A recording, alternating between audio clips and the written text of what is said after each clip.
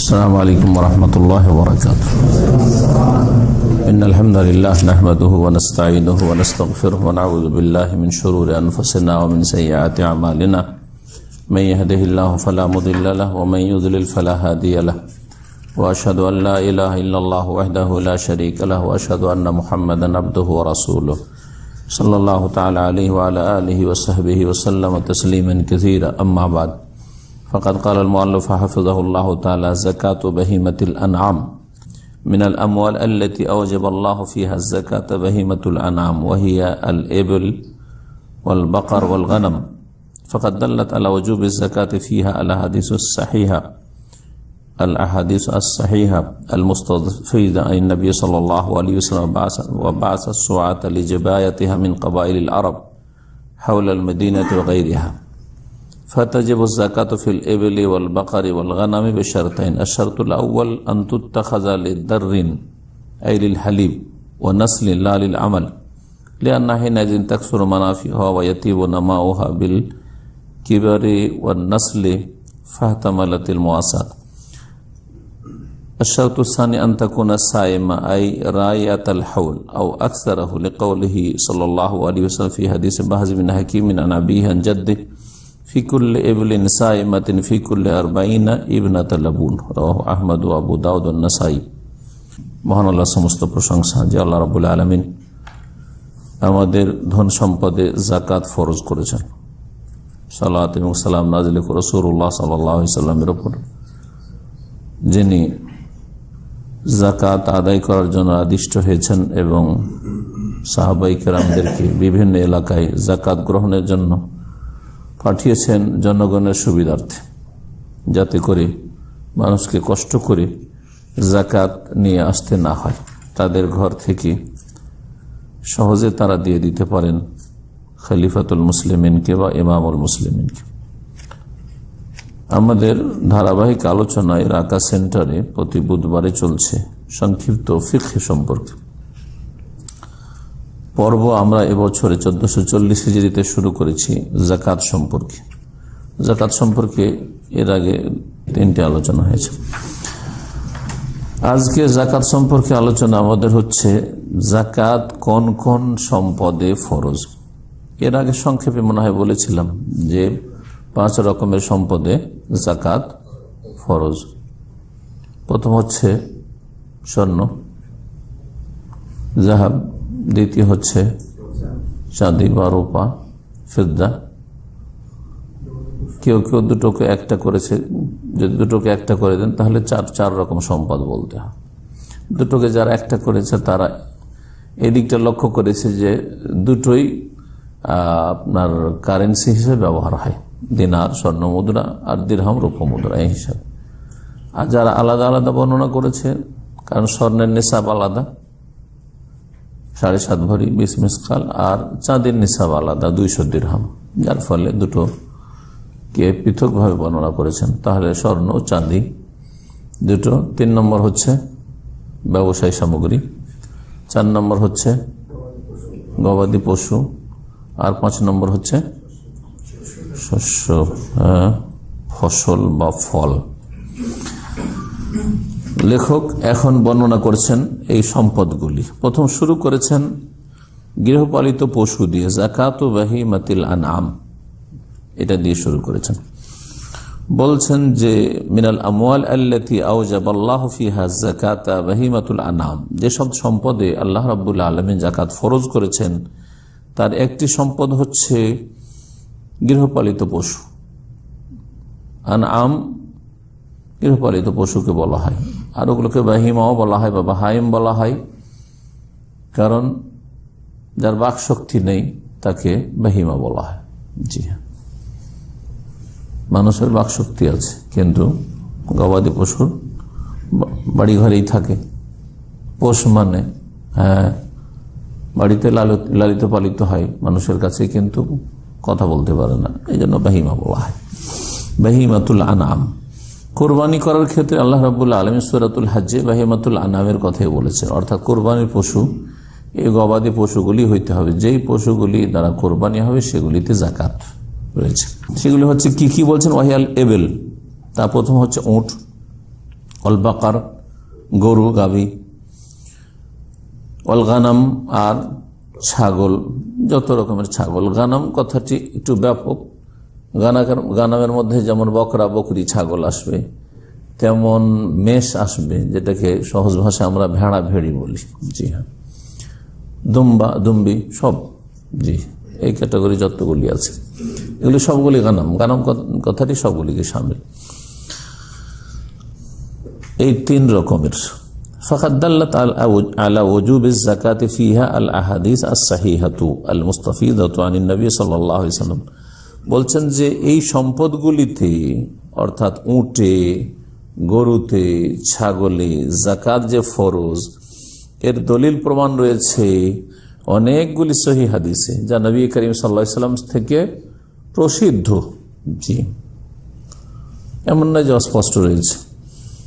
এছাড়া রাসূলুল্লাহ সাল্লাল্লাহু আলাইহি ওয়াসাল্লাম যারা যাকাত আদায়কারী সাহাবায়ে কেরামদেরকে যাদেরকে নিযুক্ত করেছেন, তাদেরকে সাই একবচন সোয়াত বলা হয়। ওদেরকে আদায় করার জন্য বিভিন্ন আরব গোত্রদের থেকে যারা ওটের মালিক ছিল, যারা ছাগলের পালের মালিক ছিল, তাদের এলাকায় পাঠাইতেন নবী করিম সাল্লাল্লাহু আলাইহি ওয়াসাল্লাম।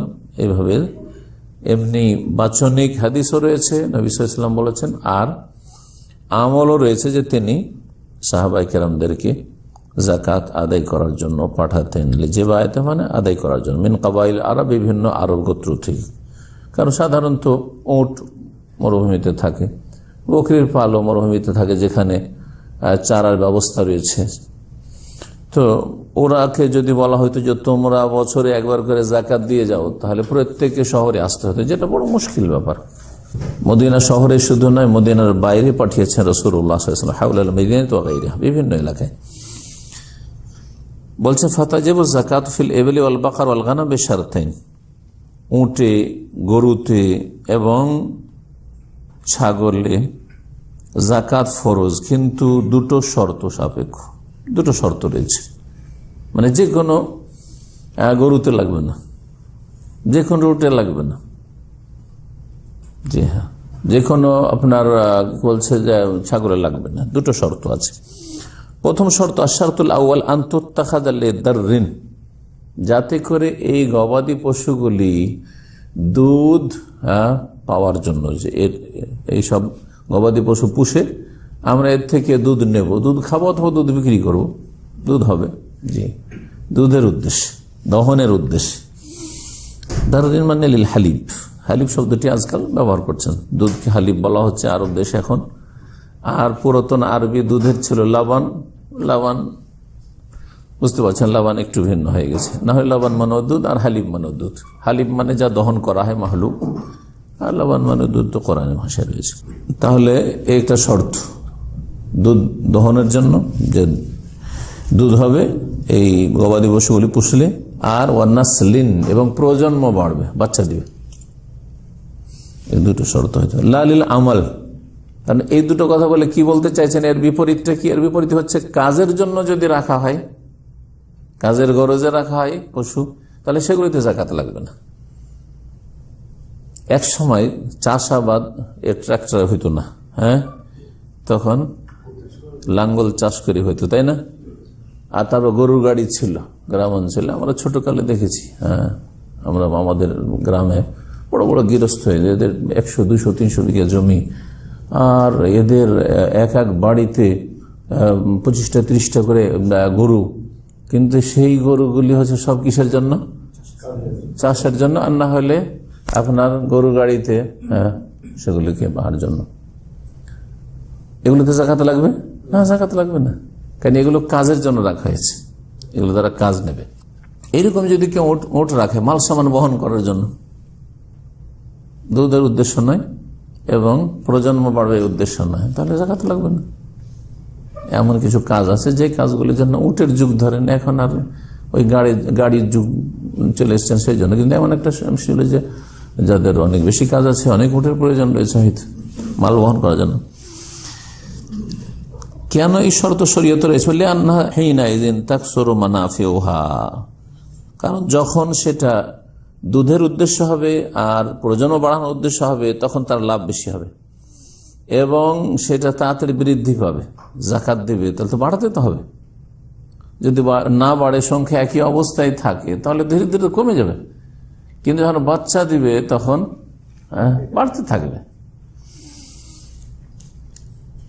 যখন আপনার বাড়ছে, মালিককে যেন বলা হচ্ছে যে আপনার মাশাআল্লাহ 40টা ছাগল ছিল, এই 40টা থেকে একটা দিল, 3-4টা বাচ্চা দিল, দিয়ে তখন এক বছরে 100টা হয়ে গেল, বাড়ছে যখন। আর তারপরে আপনি এর থেকে আপনি দুধ পাচ্ছেন, এই দুধ আপনি বিক্রি করছেন অথবা খাচ্ছেন, কত লাভবান হচ্ছেন। তাহলে এটা দাবি করে যে আপনি শুধু নিজেই উপকৃত হেন না, আপনার আশেপাশে যারা অভাবী রয়েছে তাদের সাথে সমবেদনা জ্ঞাপন করুন, তাদের পাশে দাঁড়ান, আপনি তাদের সহযোগিতা করুন। সেটা কিসের মাধ্যমে? জাকাতের মাধ্যমে। এ হচ্ছে রহস্য। দ্বিতীয় শর্ত হচ্ছে আনতাকুনা সাইমা, এই গবাদি পশুগুলি যেন গোটা বছর অথবা বছর অধিকাংশ সময় চারণভূমিতে চরে খায়, পয়সা খরচ করে চারা না দিতে হয়। ফার্মে আছে আর সেগুলিকে চারা খাওয়াইতে হচ্ছে, কিনে খাওয়াইতে হচ্ছে, ডেইলি কিনে খাওয়াইতে হচ্ছে। যেখানে সৌদি আরবে যেন বার্সিম কিনে খাওয়াচ্ছে না, মাঠে চড়ছেন অধিকাংশ সময়। সামান্য কিছু অভাব হলে কিছু সময় হয়তো কিনতে হয়, তাহলে অসুবিধা নেই। এটা হচ্ছে সাইমা। হাদিসে এই শব্দটি স্পষ্ট ভাষায় রয়েছে। সাইমা মানে হচ্ছে রাইয়াতুল হাউল, গোটা বছর চারণভূমিতে চড়ে খায় এই পশুগুলি, আও আকসারহু, অথবা অধিকাংশ সময় বছরের 8-10 মাস চড়ে খায়। কারণ রাসূলুল্লাহ সাল্লাল্লাহু আলাইহি ওয়াসাল্লামের হাদিস রয়েছে, বাহজ বিন হাকিম রাদিয়াল্লাহু তাআলা বর্ণিত, ফি কুল্লি ইবলিন সাইমাতিন ফি কুল্লি 40 ইবনাতুল লাবুন, বলছেন প্রত্যেক এমন উটে যেই উট চড়ে খায় 40টা হলে একটা ইবনে লাবুন লাগবে, মানে এমন ইবনাতুল লাবুন, বিনতে লাবুন লাগবে, অর্থাৎ যেটা 2 বছর হয়েছে এইরকম লাগবে। মুসনাদ আহমদ, আবু দাউদ, নাসাঈর হাদিস রয়েছে। সুতরাং জাকাত ফরজ হবে না এমন গৃহপালিত পশুতে যেগুলিকে খরচ করে চারা দেওয়া হচ্ছে, ইশতারাহুলাহা, খরিদ করে, অথবা এদিক সেদিক থেকে কুড়িয়ে নিয়ে এসে। জি হ্যাঁ, এরকম। প্রথম উটের জাকাত দেখা যাক। উটের নিসাব জানা আছে কারো? সর্বনিম্ন কতটা উট থাকলে জাকাত ফরজ হবে? সর্বনিম্ন না, 5টা, মাত্র 5টা উট যদি কোনো মালিকের থাকে তাতে জাকাত লাগবে। কিন্তু 5টা উট হলে একটা উট লাগবে না, এটা আবার নয়। 5টা উটে জাকাত ফরজ হয়ে যাবে। এইসব 5টা হচ্ছে নেশাব। নেশাব মানে সর্বনিম্ন কত হইতে হবে? 5টি। গরুর নেশাব হচ্ছে 30 ছাগলের নেশাব হচ্ছে 40। এই নিসাবটা মনে রাখেন, আর তারপরে তখন এক একটা করে বর্ণনা করি। বলছে জাকাতুল এবেল, উটের জাকাত, ইজা তাওয়াফফারাতিশ শুরুত, যখন এই দুটো শর্ত যে উল্লেখ করা হলো পাওয়া যাবে, ওয়াজাবা ফি কুল্লি 50 মিনাল এবেল, 5টা উট হলে, তাহলে সর্বনিম্ন 5টা উট হইতে হবে। 5টা উট হলে কি লাগবে? 7, একটা ছাগল লাগবে, একটা বকরি। 5টা উট আছে, ওই মালিককে একটা বকরি লাগবে। অফিল আশর, আর যদি 10টা থাকে তো 2টো বকরি লাগবে, 7 আন। 15টি থাকে তো 3 ছাগল লাগবে। 20টি থাকে তাহলে 4 ছাগল আর 82, যেমন এর দলিল হাদিসে রয়েছে এবং এর উপর ইজমা রয়েছে। কিন্তু যখন 25 হয়ে যায়, তারা 5টা করে বাড়তে বাড়তে যখন 25 হয়ে যায়, ফায়দা বালাগা 25, 25টা উট কারো মালিকানায় যখন আছে, ফাফিহা বিনতু মাখাজ, তখন বিনতু মাখাজ, আরবদের প্রত্যেকটি পশুর বয়সের সাথে একটা করে নাম আছে। 1 বছর হলে ওর নাম কি, তারপরে 2 বছর হলে ওর নাম কি, 3 বছর হলে নাম কি, 4 বছর হলে ওর নাম কি, হয়ে পড়েছে একেবারে বাচ্চা, এখন দুধ খাচ্ছে, ওর নাম কি। জি, উটের অনেকগুলি নাম আছে এইভাবে বিভিন্ন বয়সের সাথে সম্পর্কিত হয়ে। তো বলছে এই বিনতু মাখাজ কাকে বলা হয়? বলছে ওয়াহিয়া মা তাম্মা লাহা সানা ও দাখালাত ফি সানাতানি। বিনতু মাখাজ বলা হয় এমন বাচ্চাকে যেই বাচ্চার বয়স 1 বছর পড়া হয়, 2য় বছরে পড়েছে। বিনতে মাখাদ এই জন্য বলা হয় যে ওর মা এই বাচ্চাটা দেওয়ার পরে যে 1 বছর এই বাচ্চার বয়স হয়েছে, যখন 1 বছর পরে দ্বিতীয় বছরে, তখন ওর পেটে আবার বাচ্চা চলে এসছে। মাখাজ মানে প্রসব বেদনা হওয়া। মারিয়াম আলাইহিস সালাম সম্পর্কে সূরা মারিয়ামে রয়েছে ফাজাআহাল মাখাজ ইলা জিযইন নাখলা ক্বালাত ইয়া লাইতানি মিতু ক্বাবলা হাযা ওয়া কুনতু নাসিয়াম মানসিয়া। ঈসা আলাইহিস সালাম যখন পেটে আসলেন, গর্ভধারণ করেন মারিয়াম আলাইহিস সালাম, বিনা বাপে, একটু লজ্জার ব্যাপার। মানুষ কি বিশ্বাস করবে যে আল্লাহর অসাধারণ ক্ষমতা আল্লাহ এটা দেখাতে চেয়েছেন? কেউ বিশ্বাস করবে না, সবাই সন্দেহ করে। অবাক, ই কি কাজ করলো? এর বাপ ভালো মানুষ, মা ভালো মানুষ, এর ভাইরা সবাই ভালো মানুষ। মা কানা আবুকা ইমরা সাউইন, হে মারিয়াম তোমার বাপ তো কোনো খারাপ মানুষ ছিল না। ওমা কানা তুম্মুকা বাগিয়া, তোমার মাও তো অসতী ছিল না। বাপও ভালো, মাও ভালো। এইভাবে লোকেরা খোটা দিত, অপদস্থ হইত মানুষের কাছে। ইয়া উখতা হারুন, হে হারুনের বোন। এটা কেন বলা হইল? হারুন বলে এক নেক লোক ছিল, ভালো মানুষ ছিল, এই হারুনের বোন। তার মানে তোমার ভাই হারুন এত ভালো মানুষ, তোমার বাপ ভালো, তোমার মা ভালো, তুমি কেন এরকম? সুবহানাল্লাহ। ওই সময় যখন প্রসব বেদনা উঠল, ফাজাআহাল মাখাদ, এখানে মাখাদ শব্দটি রয়েছে, প্রসব বেদনা তাকে আসতে বাধ্য করলো ইলা জিযইন নাখলা, একটা খেজুর গাছের তলায়। সেই সময় তখন আল্লাহকে বললেন ইয়া লাইতানি মিতু ক্বাবলা হাযা, হায় যদি এর পূর্বেই আমি মারা যেতাম, আগেই যদি মরে যেতাম, তাহলে এইরকম আমার দুর্দশা হইতো না, এরকম পরিস্থিতি হইতো না। মানুষের কাছে মুখ দেখাবার নাই কিছু। ও কুনতু নাসিয়াম মানসিয়া, আর মরে গেলে 10 দিন 20 দিন 1 মাস 2 মাস না 1 বছর 2 বছর আলাপ আলোচনা করবে মানুষ, অমুক ছিল, তারপরে ভুলে যাবে মানুষ, ঠিক না? কাউকে 10-20 দিনে ভুলে যায়, যাকে কেউ জানে না। আর খুব প্রসিদ্ধ মানুষ হলে 6 মাস 1 বছর 2 বছর 5 বছর 10 বছর ওরা আলাপ আলোচনা হবে, তারপরে ধীরে ধীরে মানুষ ভুলে যাবে, ধীরে ধীরে ভুলে যাবে। চিন্তা করেন, যতই বড় মানুষ হোক ওর আলোচনা কমে চলে এসছে। যত তার মৃত্যুর পরে সময় যাচ্ছে তত আলোচনা কিন্তু কমে চলে এসছে। আপনার আব্বা মারা গেছে, মা মারা গেছে, এই 2-4-6 মাস 1 বছর খুব আলাপ আলোচনা চলছে। আপনার ছেলে মেয়েরা হয়তো 6 মাসে 1 বছর 5 বছরে একবার আমার দাদা দাদি এইরকম ছিল বলবে না, হয়তো শেষ। ও কুনতু নাসিয়াম মানসিয়া, মানুষ ভুলে যেত আমাকে। কিন্তু যাই হোক, ওখানে শব্দটি দেখাতেছেন মাখাজ শব্দটি রয়েছে। যাই হোক, এই ছিল 25 থেকে নিয়ে 35 পর্যন্ত এরকম থাকবে। আমি এখন সংক্ষেপ করি, কারণ এক একটা করে পড়লে সময় অনেক লেগে যাচ্ছে। ওয়াইযা বালাগাতিল ইবলু সিত্তা ওয়া সালাসিন, যখন 36টি হয়ে যাবে ওট, ওয়াজাবা ফিহা বিনতে লাবুন, তখন বিনতে লাবুন বয়সের লাগবে। আনাস রাদিয়াল্লাহু তাআলা আনহুর হাদিসে এরকম, ফাইযা বালাগাত সিত্তা ওয়া সালাসিন ইলা 45, 36 থেকে নিয়ে 45 পর্যন্ত। 25 থেকে নিয়ে কত? 34 পর্যন্ত। হ্যাঁ, কি লাগলো? বিনতে মাখাজ 1 বছরের। আর যখন 36 থেকে নিয়ে 45 থাকবে তখন লাগবে বিনতে লাবুন, সেটা হচ্ছে 2 বছর পুরা হয়েছে। মাতাম্মাল হাসানা, 2 বছর পুরা হয়ে গেছে, এখন 3 বছর পড়তে যাচ্ছে ওই সময়। ফাইজা বালাগাতিল সিত্তা ওয়া 40, 45 পর্যন্ত বলে দিলাম, এখন 46 হয়ে গেল। এই 46 থেকে শুরু করে তখন কি লাগবে? তাতে হিক্কা লাগবে, মানে যার বয়স 3 বছর, 3 বছরের ওঁট দিতে হবে। যার কাছে কতটি রয়েছে? 46 বা 46টি কি রয়েছে? ওঁট রয়েছে, তাকে হিক্কা দিতে হবে। 3 বছর বয়সের একটা ওঁট দিতে হবে। নবী করিম সাল্লাল্লাহু আলাইহি ওয়াসাল্লামের বুখারী হাদিসে এইটাই রয়েছে, ফাইদা বালাগাত 40 ফাফিয়া হিক্কা। ফাইদা বালাগাতে এগুলো 61, 46 থেকে শুরু করে 60 পর্যন্ত আবার চলবে এরকম। আবার যখন 61 হয়ে যাবে, ওয়াজাবা ফিহা জাযআ, তখন জাযা লাগবে। জাযার বয়স হচ্ছে 4 বছর, 4 বছরের ওঁট। ফাইদা বালাগাত 61 ইলা 75, 61 থেকে শুরু করে আর 15 জানাতে কত হবে? 75 পর্যন্ত, এলা 75, 75 পর্যন্ত তাতে লাগবে জাযআ। এর উপর উলামাদের ইজমা রয়েছে। ফাইদা বালাগ মাজমুল 76, এখন 76 যখন পৌঁছে গেল, 75 পর্যন্ত তো একটা একটা করে লাগলো। 76 যখন পৌঁছে যাবে তখন 2টো বিনতে লাবুন, মানে 2টো 2 বছরের ওট লাগবে আর কি। ফাইদা বালাগাতিল 91, আবার 90 যখন পৌঁছে যাবে, 90 পর্যন্ত তো এই হলো। 91 যখন পৌঁছে যাবে তখন 2টো হিক্কা লাগবে।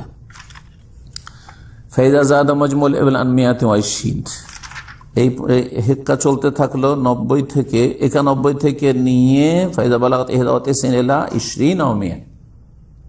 এখানে একটু লম্বা আছে, 91 থেকে শুরু করে 120 পর্যন্ত, এতে 2টো করে হিক্কা লাগবে। হিক্কা কত বছর বললাম? হ্যাঁ না, 3 বছর। 3 বছর বললাম, জাযা হচ্ছে 4 বছর। তারপরে বলছেন ফাইজা জাদা মজমুল ইবল আমিয়াতি ওয়া 20 ওয়াহিদা, যদি 120-এর একটা বেশি হয়ে যায়, 120-এর একটা বেশি মানে 121 যদি হয়ে যায়, ওয়াজাবা ফিহি সালাসু বানাতে লাবুন, 3টা তখন বিনতে লাবুন লাগবে। সুম্মা ইয়াজা ফি কুল্লি 40, তারপরে একটা মোটা অঙ্ক বলে দিচ্ছে, প্রত্যেক 40-এ একটা বিনতে লাবুন লাগবে, মানে 2 বছর পার হওয়া, 3টে বছর পড়েছে। ওয়াফি কুল্লি 50, আর প্রত্যেক 50-এ 50টা একটা করে হিক্কা লাগবে। সহিহ বুখারীর হাদিসে রয়েছে। এই ছিল উটের। এগুলি আমাদের নলেজের জন্য, কিন্তু এগুলির প্রয়োজন হয়তো নেই। তারপরেও একটা আইডিয়া থাকবে আপনাদের যে উটেও কি আছে, উটের দেশে থাকছে, উটেও কি আছে, যাকাত আছে। আপনাকে শরীয়তের এই বিষয়গুলি ফরজে আইন না হলে ফরজে কিফায়া, অবশ্যই ফরজে আইন না হলে ফরজ 2 রকম, ফরজে আইন আর ফরজে কিফায়া। যখন আপনার ধন সম্পদে যাকাত লাগছে তখন আপনার জানা ফরজে আইন, আপনাকেই জানতে হবে মাসআলা। আর যখন মুসলিম জাতির কেউ না কেউ উটে যাকাত দিচ্ছে তখন কিছু লোককে অবশ্যই জানতে হবে, এটা হচ্ছে ফরজে কিফায়া। কিছু লোককে জানা ফরজ, না জানলে ওই উটের মালিকেরা কাকে জিজ্ঞেস করবে? এই জন্য দিনের ইলম শেখা হয় ফরজে আইন, না হয় ফরজে কিফায়া। সানিয়ান, দ্বিতীয়ত হচ্ছে যাকাতুল বাকার, গরু বা গাভীর যাকাত। ওয়াম্মাল বাকার ফাতাজু ফিহা যাকাতু বিন-নাস ওয়াল ইজমা, এই গরুতে যাকাত ফরজ, এর দলিল হাদিসে রয়েছে এবং এর ওপর ঐক্যমত, ইজমা রয়েছে মুসলিম উম্মার। সহিহ বুখারী মুসলিমে হাদিস রয়েছে, নবী করিম সাল্লাল্লাহু আলাইহি ওয়াসাল্লাম থেকে জাবের রাদিয়াল্লাহু তাআলা বর্ণনা করেছেন, সামি'তু রাসূলুল্লাহ সাল্লাল্লাহু আলাইহি ওয়াসাল্লাম ইয়াকুল মা মিন সাহিবে ইবলিন ওয়ালা বাকারিন ওয়ালা গানাম, যে কোনো উটের মালিক অথবা গরুর মালিক অথবা ছাগলের মালিক, লা ইউআদ্দি যাকাতাহা, যদি যাকাত না আদায় করে এগুলির, ইল্লা জাআত ইয়াউমাল কিয়ামাতি আযামা মা কানাত, তাহলে কিয়ামতের দিনে এই পশুগুলি দুনিয়াতে যেমন আকারে ছিল তার চাইতে বড় আকার ধারণ করে আসবে। ওয়া আসমান, অনেক মোটাসোটা হয়ে আসবে। তানতে হবে কুরুনেহা, আর এই পশুগুলি শিং দিয়ে হোঁড়া দিবে, মারবে, শিং দিয়ে মারবে। ও তাতা হবে আখফাফিহা, যেগুলি শিং আছে, যেগুলি শিং নেই বলছে যে পা দিয়ে দোলবে। জি, এই শাস্তি হবে যারা যাকাত দেবে না উটের অথবা গরুর বা ছাগলের। আর একটি হাদিস রয়েছে, এটি তো ছিল সহিহ বুখারী মুসলিমের হাদিস। আরেকটি হাদিস আবু দাউদ, মুসনাদ আহমদ, তিরমিজি, নাসাইতে রয়েছে। নবী করিম সাল্লাল্লাহু আলাইহি ওয়াসাল্লাম মুআয বিন জাবাল রাদিয়াল্লাহু তাআলা আনহুকে শেষ যুগে যখন ইয়ামান দেশে বিজয় হলো, ইসলাম পৌঁছিল, তখন সেখানকার দায়িত্বশীল গভর্নর করে পাঠিয়েছিলেন প্রসিদ্ধ সাহাবী। তখন তাকে বলেছেন লাম্মা বাসু ইলাল ইয়ামানি আমারাহু আন ইয়াখুযা সাদাকাতাল বাকার, ইয়ামান দেশে লোকেরা গরু পুষত, কারণ ইয়ামানে চারণভূমি আছে, গরু, আর তারপরে মরুভূমি কম, জি হ্যাঁ, মাটিও আছে।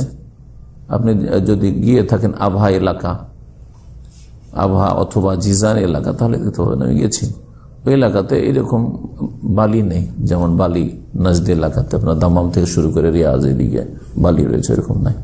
তারপরে একবার শুধু শুধু পাহাড় নাই, ঘাসও আছে, ঘাসও আছে। যেমন মক্কা এলাকায় পাহাড় আর পাহাড়, কিন্তু পাহাড়ে কোনো ঘাস দেখছেন না, যে কিন্তু ওইসব এলাকায় বৃষ্টি হয়, আবহাতে গোটা বছর পরে বৃষ্টি চলতে থাকে, আলবাহা সব এলাকা। ইয়ামান কিন্তু এগুলোও ছিল এক যুগে।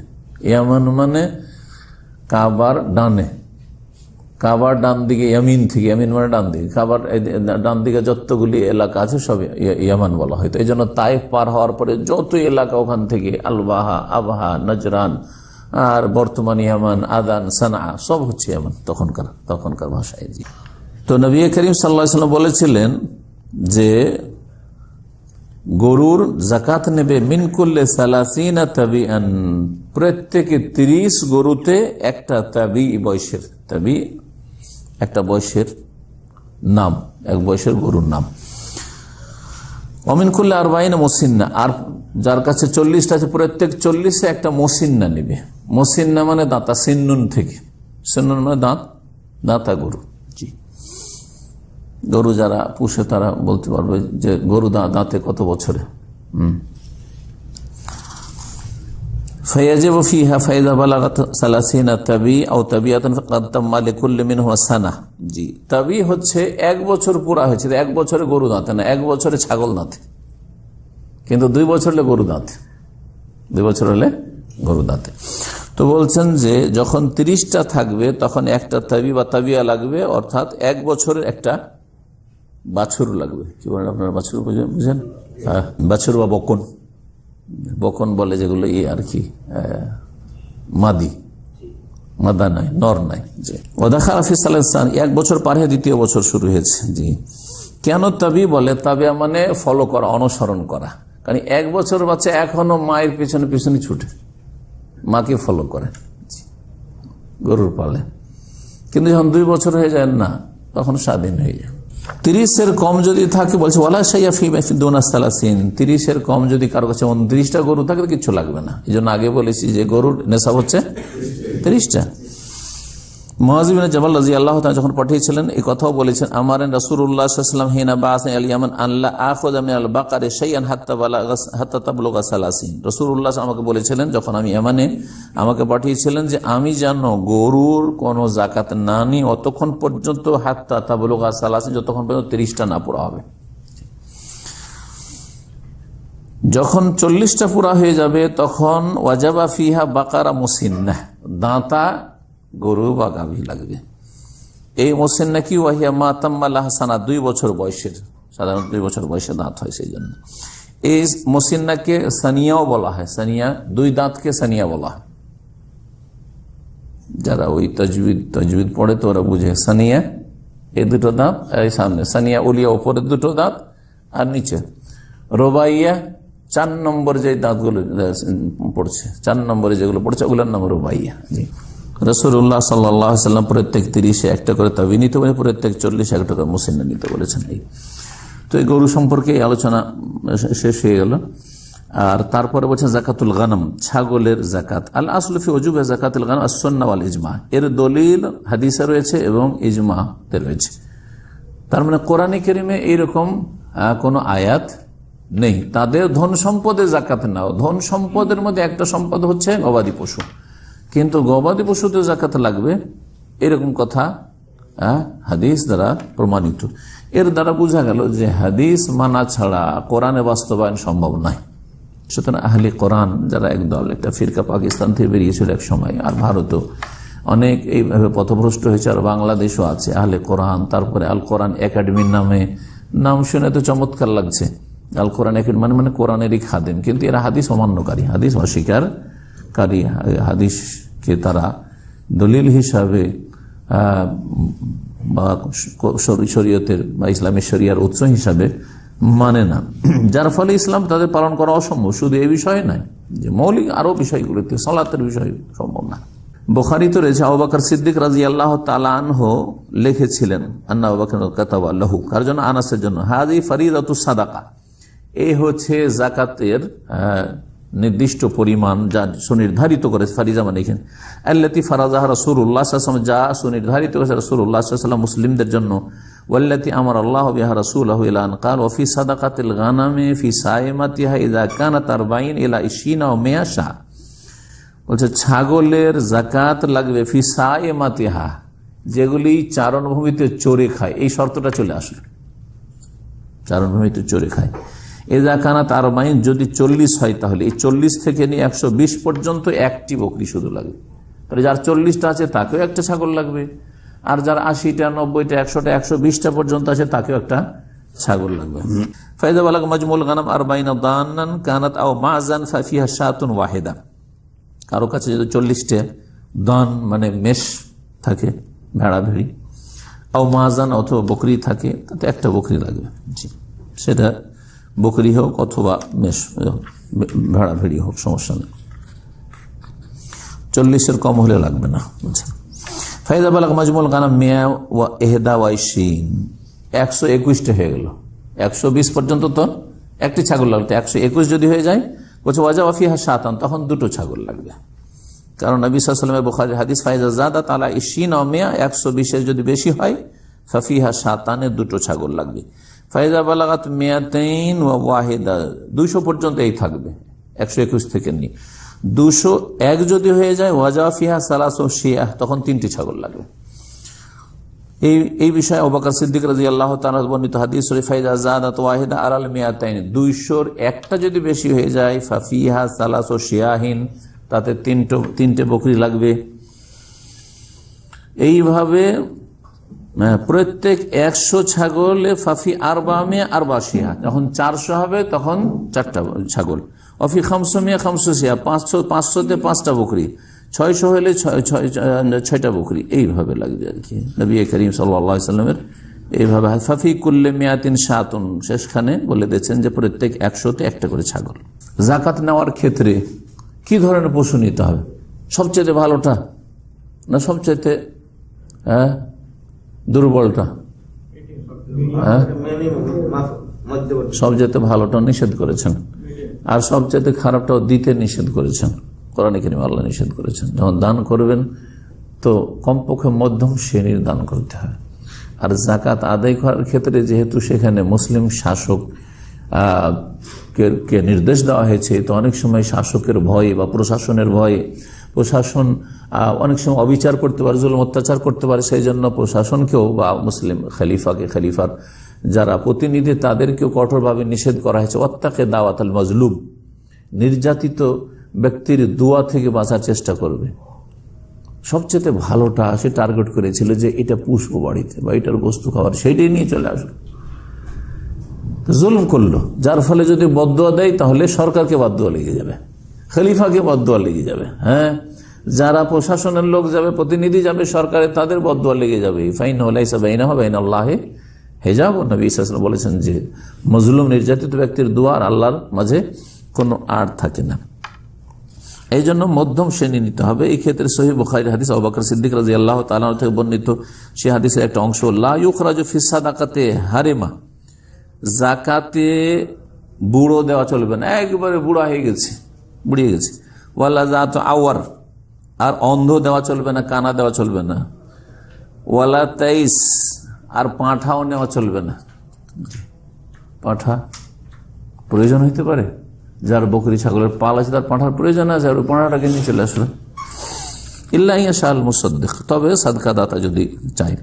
আর আল্লাহ রাব্বুল একেবারে নিম্ন শ্রেণীতে নিষেধ, ওয়ালা তায়াম্মামুল খাবিসা মিনহু তুনফিকুন, তোমরা নিকৃষ্ট বস্তুর উদ্দেশ্য করে সেটা দান করিও না। সেই দান করা নফল দান হোক অথবা ফরজ হোক। আমরা অনেক সময় দান করতে গিয়ে, বিশেষ করে খাবার দাবার দিতে গিয়ে, গরম খাবার ফকির মিসকিনকে দিতে চাই না, তাজা খাবার দিতে চাই না। বাসি মাসি যদি থাকে বেঁচে, গতকালকেরটা আজকে দেবে, কিন্তু আজকে যেটা ছেলে মেয়েদের খাওয়াচ্ছে সেটা দিচ্ছে না, আল্লাহ নিষেধ করেছেন। এটা সময় একটু আছে, আমরা এখন দেখি যাকাতুল হুবুব ওয়াস সিমার।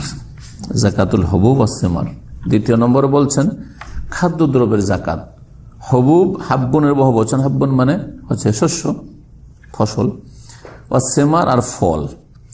এই বিষয়টি জানা যাক, কারণ এই যাকাত বা ওসর যেটাকে আমরা বলি, এই যাকাতকে কি বলে আমাদের দেশের মানুষরা? ওসর বলে। ওসর কেন বলে? খাদ্যদ্রব্যের যাকাতকে ওসর কেন বলা হয়? 10 ভাগের 1 ভাগ দিতে হয়। আশারা মানে 10, আর ওসর মানে 10 ভাগের 1 ভাগ।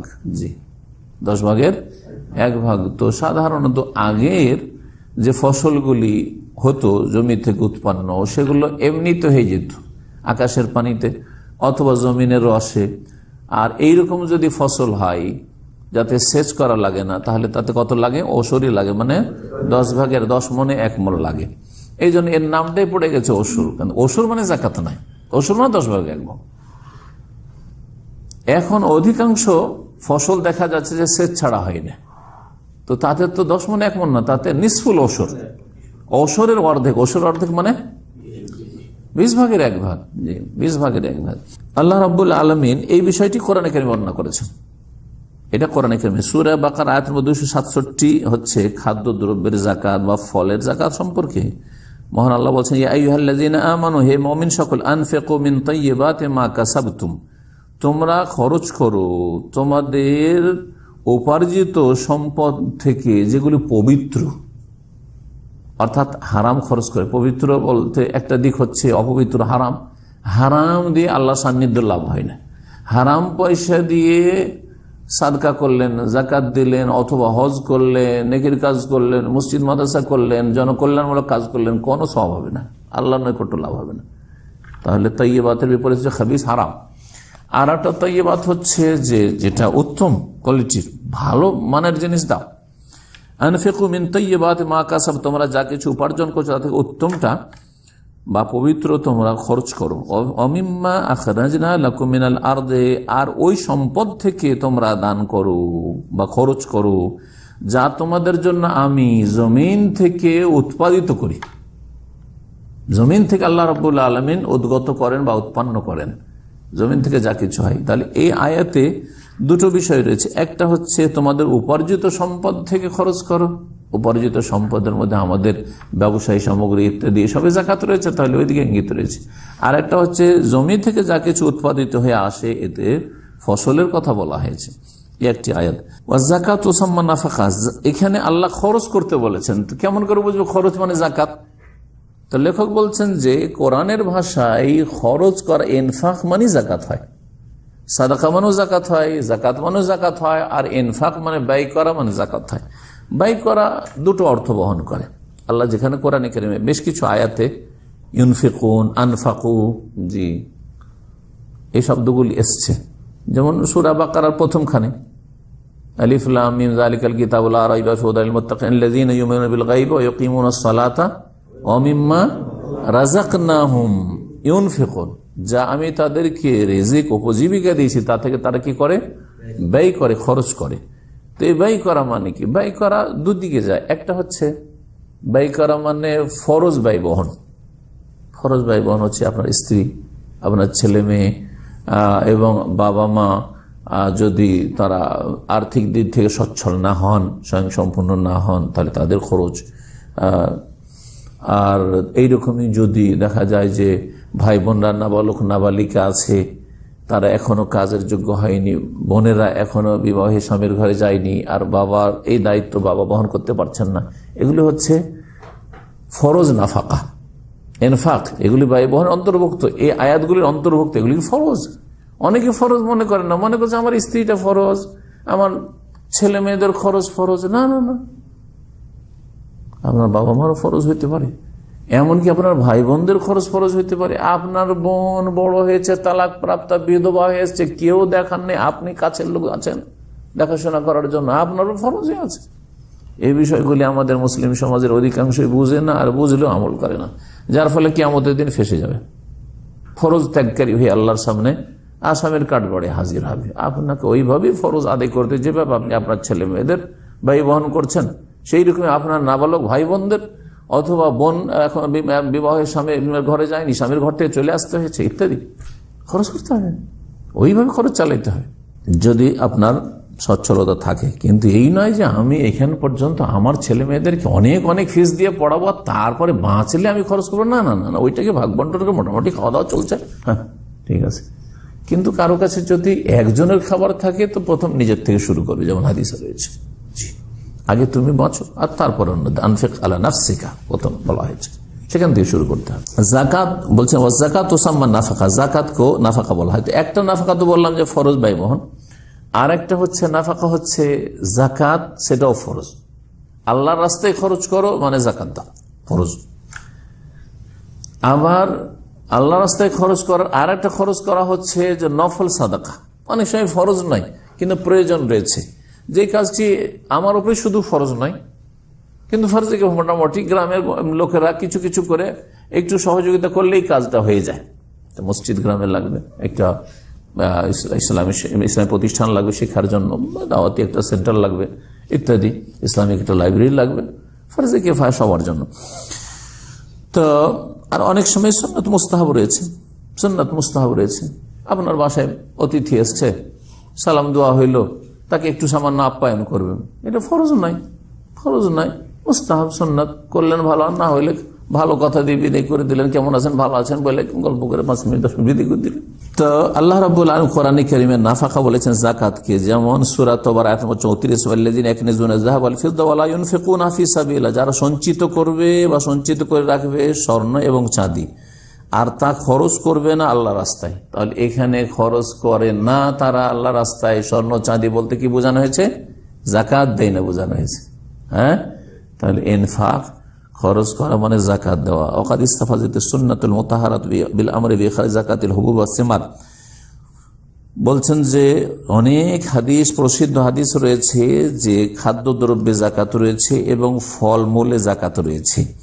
অবয়ান ও মিকদারিহা, তার পরিমাণও তাতে বিশদভাবে বর্ণনা করা হয়েছে। ওয়াজমাল মুসলিমুনা আলা ওজুবিহা, আর মুসলিমদের ঐক্যমত রয়েছে যে এই খাদ্যদ্রব্যে জাকাত ফরজ বা ফলমূলে জাকাত ফরজ। বিশেষ করে এই নামগুলি হাদিসে এসছে, আলবুর মানে হচ্ছে গম, ও শাইর জব, জি বার্লি, ও তামর আর ফলের মধ্যে খেজুর, ও জাবিব ফলের মধ্যে কিশমিশ, এই নামগুলি এসছে। সেই যুগে চাউল ছিল না, সেই জন্য চাউলের নাম আসে, কিন্তু আজকাল মানুষের প্রধান খাদ্য বা মুখ্য ফসল হচ্ছে চাউল বা ধান, তো ধানের অবশ্যই আছে। জি হ্যাঁ, বলছেন যে তাজিবুজ যাকাত ফিল হুবুবি কুল্লিহা, যত শস্য রয়েছে, শস্য ফসল খাদ্যদ্রব্য সবগুলিতে জাকাত ফরজ। কাল হিন্তা, যেমন গম, অশাইর জব, আল আরুজ চাউল, এইরকমই ডাল জাতীয় যতগুলি জিনিস রয়েছে, কারো বুট ছোলা, কারো মসুর আছে, কারো কলাই আছে, যা কিছু হোক না কেন, কিন্তু এরও একটা নিসাব রয়েছে, মানে সর্বনিম্ন একটা পরিমাণ রয়েছে, যেটা বুখারী মুসলিমের হাদিসে রয়েছে। নবী করিম সাল্লাল্লাহু আলাইহি ওয়াসাল্লাম লাইসা ফিমা দুনা খামসাতি আওসুকিন মিন হাব্বিন ওয়ালা তামরিন সাদাকা, যদি 5 ওয়াসাকের কম খাদ্যদ্রব্য হয়, শস্য ওয়ালা তামর বা খেজুর হয়, তাহলে তাতে সাদকা জাকাত নেই। এই 5 ওয়াসাক কত হয়? ওয়াল ওয়াসাক 60 সান, 1 ওয়াসাক হয় 60 সা। 1 ওয়াসাক কত হয়? 60 সা। তাহলে 5 ওয়াসাক কত হয়ে যাবে? 5 6 30, 300 সা হবে। 300 সা হয়ে গেল। তাহলে আমাদের কাছে সা, হাদিসের ভাষায় 300 সা হচ্ছে আমাদের নেশাব। 1 সা কত হয়? জি হ্যাঁ, এটাতে দ্বিমত আছে।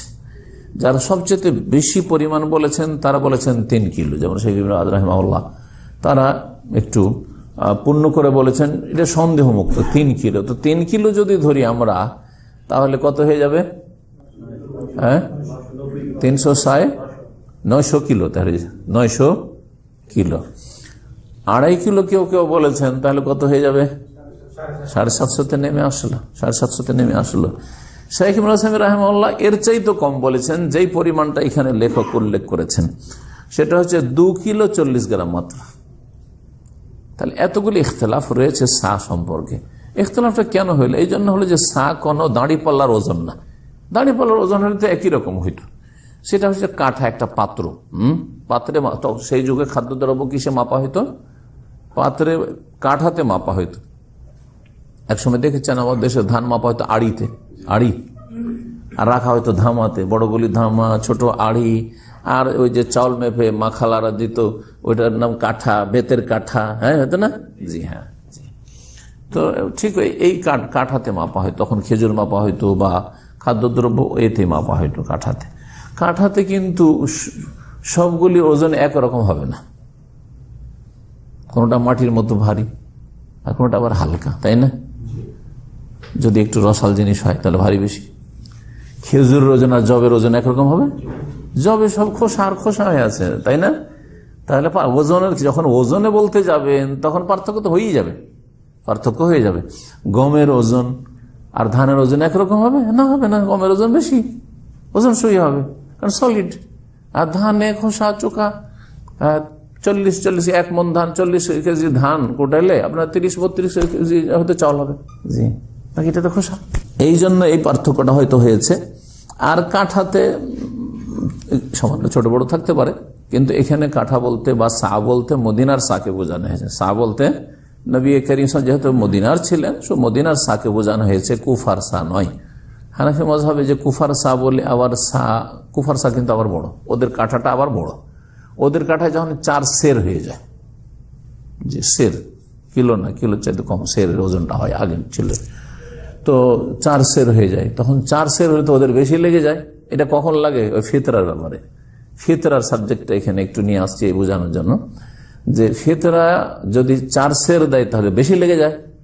তখন আর একটা মশলা পেল যে মুআবিয়া রাদিয়াল্লাহু তাআলা আনহুর যুগে গমের দাম যেহেতু বেশি ছিল আর খেজুরের দাম কম, তখন তিনি বলেছিলেন যে গমের এত যখন দাম বেশি তো আধসা গম সমান 1 সা খেজুর। ওখানে ফতোয়া নিয়ে নিল কার? মুআবিয়া রাদিয়াল্লাহু তাআলা, ওইটা যে আধসা, তাহলে আধসা হয়ে গেলে তখন 4 সের থেকে কিসে নেমে আসলো? 2 সেরে নেমে চলে আসলো। এদিকে লাগছে কুফার যদি ফতোয়া নি বা কুফার সা নি আর অর্ধেক নি তাহলে 2 সের লাগছে। আর ওদিকে মদিনা নিলে 3 কিলো প্রায় লেগে যাচ্ছে, তো বেশি হয়ে যাচ্ছে। আবার এই করতে করতে ঠকামির শেষ নেই। একটা পাবলিক রেট আছে আর একটা সরকারি রেট আছে। সুতরাং সরকারি রেট আমরা রেশনের রেট ধরবো, আর তারপরে সর্বনিম্ন মার্কেটে সস্তা কোনটা সেটা ধরবো। এই করতে করতে নামাইতে নামাইতে আল্লাহকে ঠকতে ঠকতে আর গরিবদের হক মারতে মারতে আর কত রকমের যে ফিতরা, 1 গ্রামে চলছে 50-60 টাকা, আর এক জায়গায় চলছে 100 টাকা, কোথায় চলছে 150 টাকা। বরং হাস্যকর অবস্থা দেখতাম আমাদের দেশে। হ্যাঁ, কে কত দিতে পারবে তোমরা? গ্রামাঞ্চলে এরকম দেখেছো কালে ফেতরা একদল গরিব পার্টিরা বলছে বা বখিল পার্টি বলছে না না এত টাকা ফেতরা দিতে পারবো না, আর টাকাতে আবার আদায় করে এত টাকা দিতে পারবো না। কত পারবে? এত টাকা পারবো। আচ্ছা ঠিক আছে, যারা হয়তো একটু উদার মনে বলছে ঠিক আছে আমরা এত করে দেবো।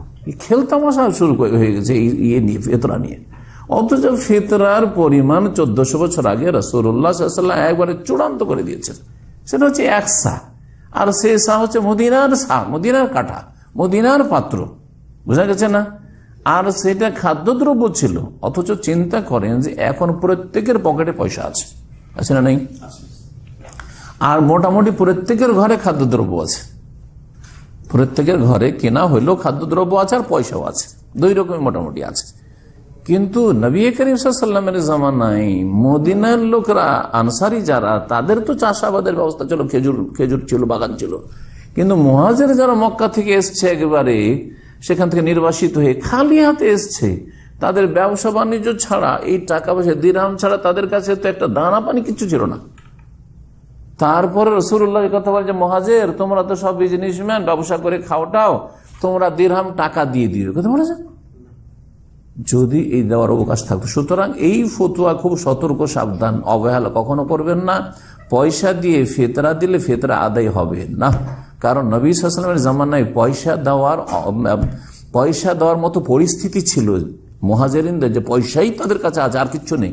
তারপরে পয়সার কথা একটুও নেই, বরং ফারাজা রাসূলুল্লাহ সাল্লাল্লাহু আলাইহি ওয়াসাল্লাম যাকাত আল ফিতরে সাআন মিন তামরিন, সাআন মিন যাবিবিন, সাআন মিন বুররিন, এইভাবে খাদ্যদ্রব্য থেকে এক সা করে দিতে হবে। ফয়সালা করে দিয়েছে 1 সা দিতে হবে, মদিনার সা। সুতরাং ইরাকের দিকে যাব না। আর আধসা মুআবিয়া রাদিয়াল্লাহু তাআলা, তার ইজতিহাদ ছিল। মানুষের ইজতিহাদে যত বড় ইমাম হোক আর আলেম হোক আর খলিফা ভুল হইতে পারে। আর রাসূলুল্লাহ সাল্লাল্লাহু আলাইহি ওয়াসাল্লামের যদি ফয়সালার বিপরীত হয় তাহলে সেটা একেবারে ছুঁড়ে ফেলে দিতে হবে, হয়ে গেল। আর সা আর খাদ্যদ্রব্য দিয়েছেন, পয়সার এখানে প্রশ্ন উঠে না। এই কথাগুলি যদি মনে রাখেন আর নিজের ইবাদতকে যদি কবুল করাতে চান, তাহলে কখনো পয়সার দিয়ে যাবেন না, আর ঝামেলা হবে না। ফয়সালা আল্লাহ আসমানের উপর থেকে করে রেখেছেন 1 সা, ব্যাস ওহি দিয়ে ফয়সালা করা আছে। সুতরাং কত টাকা এবছর কত হইল, হুজুর এই বছর ফিতরা কত দিতে হবে, এবছর কত হইল ফিতরা, কোনো প্রশ্ন নেই। 1400 বছর আগে থেকে 1 সা হয়ে আছে। সময় শেষ হয়ে যাচ্ছে। তো এই বলছিলাম কি সম্পর্কে, খাদ্যদ্রব্যের যাকাত সম্পর্কে নেশাব বলছিলাম। তো নেশাব সম্পর্কে ওজনগুলি আপনাদের বললাম। আচ্ছা, এতে ফরজ কতটা এদিকেও ইঙ্গিত করে দিয়েছি সংক্ষেপে। 10 মণে 1 মণ, না হয় 20 মণে 1 মণ বলছেন এই মাসালায়। কিন্তু এর শর্ত দুটো রয়েছে, শর্ত দুটো শুনে নি, কারণ শর্ত দুটো গুরুত্বপূর্ণ। কারণ সবার জন্য খাদ্যদ্রব্যে যাকাত লাগবে না। বলছে ওইশতারত ফি যাকাতিল হুবুব ওয়াস সিমারে শারতানে, খাদ্যদ্রব্য এবং ফলের জাকাতে দুটো শর্ত রয়েছে মূলত। আল আউয়াল, প্রথম শর্ত হচ্ছে বুলুগুন নিসাব আলা মা সাবাকা বায়ান, নিসাব হইতে হবে, অর্থাৎ 300 সা হইতে হবে সর্বনিম্ন। একজন কৃষক চাষি তার কাছে হয়তো এর কম 4-5 মন হয়েছে, তাহলে জাকাত লাগবে না। 300 আপনার মনে হিসাব করে নিতে পারেন, 300 সাতে কত হয়ে যাচ্ছে আপনার 750 যদি ধরেন, মাঝামাঝিটা ধরেন 750 কিলো। 750 কিলো হইলেও কত মন হয় এটা হিসাব করেন দেখি। 750কে 40 দিয়ে করেন, ভাগ করেন, 18 মতো মোটামুটি। 18 ঘরে ওই সময় আছে, ঠিক আছে। তাহলে বোঝা গেল যে 5 মন 7 মন 10 মন এরকম হলে জাকাত লাগবে না। একটা শর্ত নিসাব হওয়া। দ্বিতীয় শর্ত হচ্ছে আইয়াকুনা মামলুকান লাহু ওয়াক্তা ওজুবিজ যাকাতি, যেই সময় জাকাত ফরজ হচ্ছে সেই সময় যেন তার মালিকানাধীন থাকে। যেই সময় ফসলটা উঠে আছে সেই সময় যাতে করে তার কাছে নেশাব পৌঁছে। ধরেন যেই সময় ফসল জমির উঠে আসলো সেই সময় তার কাছে 5 মন 7 মন আছে, আর তারপরে সে গোটা বছরের জন্য মনে করলো যে খাদ্যদ্রব্যের দাম তো বেড়ে যাবে, ধানের দাম বেড়ে যাবে, তো এখন 10 মন 20 মন কিনে রেখে দিই। কিছুদিন পরে কিনে রেখে দিল, তো জাকাত ফরজ হবে? এখন ওর কাছে 30 মন ধান আছে বা 40 মন ধান আছে, না, জাকাত ফরজ হবে না, এই কথা বলছেন।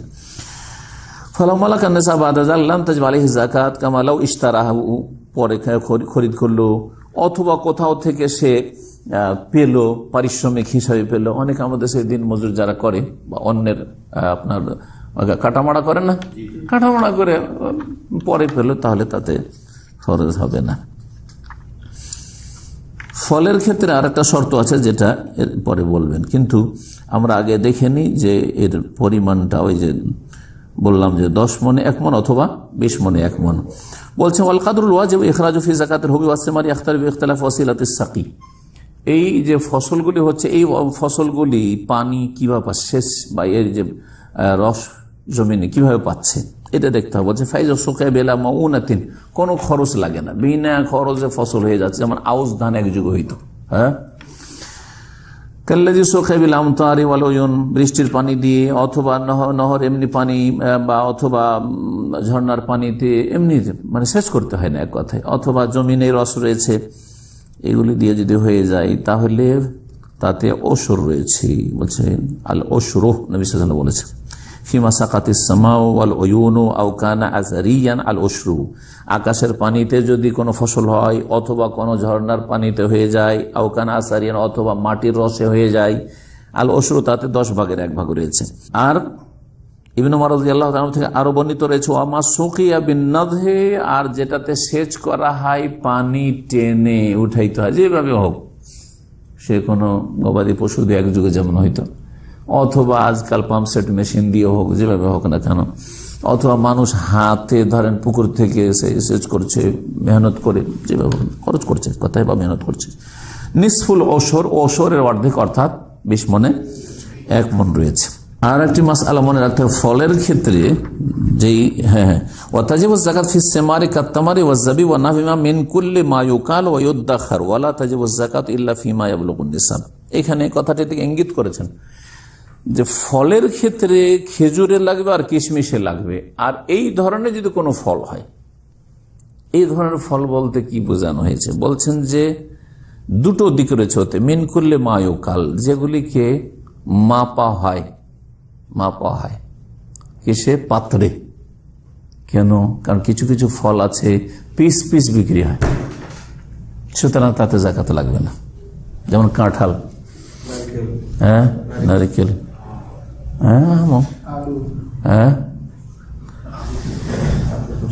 এটা একটা দিক রয়েছে। আর একটা দিক রয়েছে যেটা অবশ্যই মনে রাখবেন, কারণ এইটাই হচ্ছে মূল শর্ত, ওয়ুদ্দাখার, আর যেটা সঞ্চিত করে দীর্ঘ সময় রাখা যেতে পারে, 6 মাস 1 বছর সেটা খেতে পারবে।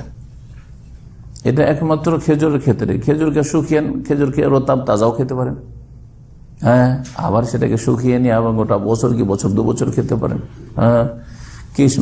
আঙ্গুর শুকিয়ে নেওয়ার পরে কিশমিশ বানিয়ে আপনি 1 বছর 2 বছর খান আর খাওয়ান, ঠিক না? কিন্তু আমে সেটা চলবে না, কাঁঠালে চলবে না, লিচুতে চলবে না, তাই না? তো সুতরাং এগুলিতে, পেঁপেতে চলবে না, সুতরাং এগুলোতে জাকাত নেই, এগুলোতে জাকাত নেই। তো এগুলি যদি কারো এরকম অনেক হয়, যেমন উত্তরবঙ্গে রাজশাহী মালদহ এগুলোতে এত আম হয়, আমার আম বাগান, তো এদেরকে জাকাত লাগবে না? এদের জাকাত ফলের জাকাত হিসাবে লাগবে না। এই ফলগুলি বিক্রি করলো, বিক্রি করার পরে যে টাকা পয়সাটা আসলো, সেই টাকাটা যে বছরে ওর কাছে আরো টাকা পয়সা আছে তার সাথে মিলিয়ে 1 বছর যখন পুরা হবে তখন টাকাতে যে জাকাত দিতে হয় ওই টাকা পয়সার জাকাত দিবে। জি, এই ছিল মোটামুটি আজকের মাসালা। আর তারপর ইনশাআল্লাহ তাআলা আরো 2-3টি সম্পদ সম্পর্কে বাকি, স্বর্ণ বাকি, চাঁদি বাকি, আর কি বাকি?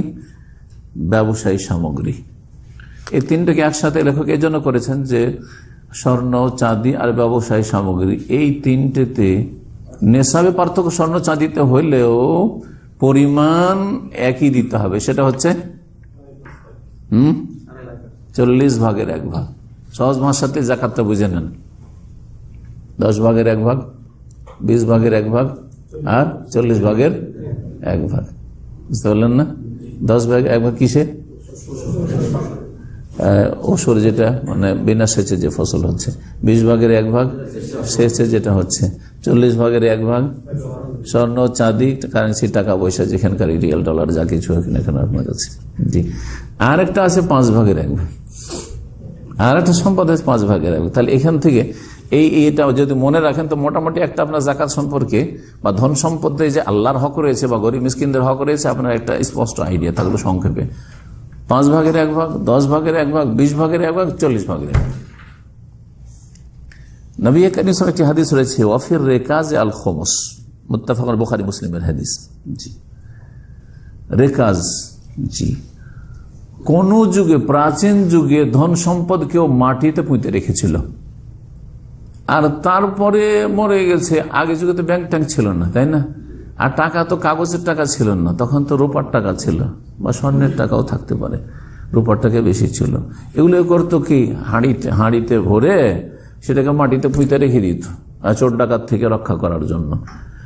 তারপরে হঠাৎ করে হয়তো মারা গেল, কেউ জানতে পারলো না, বা আল্লাহর কোনো আযাব আসলে হঠাৎ করে মানে সবাই মরে গেল, কেউ জানতে পারলো সবাই মরে গেছে, কেউ বের করতে পারলো না।